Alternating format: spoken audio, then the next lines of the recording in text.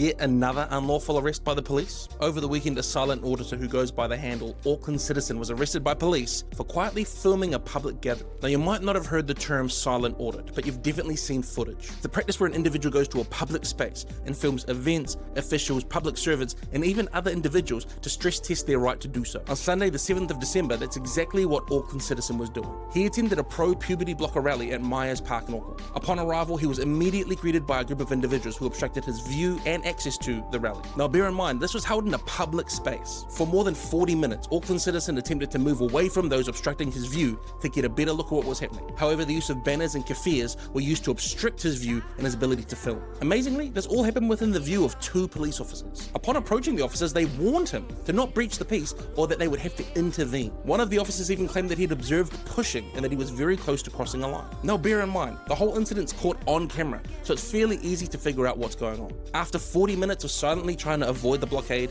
Auckland Citizen finally broke free, only to be swarmed by another activist in a mask and a high-vis vest. What followed was pushing and shoving from all directions before eventually being tackled by police. He was then arrested and then led away, being told that he had just committed assault and had breached the peace. This Friday, he stands before the court, and given that the incident only happened on Sunday, you have to admit, that's a pretty quick hearing. Watching the film, I couldn't help but remember the events of Albert Park, where old women were punched and free speech was silenced, all while police watched. And earlier this year, the IPCA released a report all about how the police weren't policing protest well. What was the police's response to that report? They claimed they needed more power because they didn't have clarity around operational and legislative direction. Auckland Citizen is just the latest victim in a long line of police misconduct when it comes to public protest. And with our police favouring mobs over individual freedom, we have to ask, have we lost sight of justice in this country? We're standing with Auckland Citizen, and we need your help to do so. So click the link in our comments and help us stand against police misconduct and for individual freedom.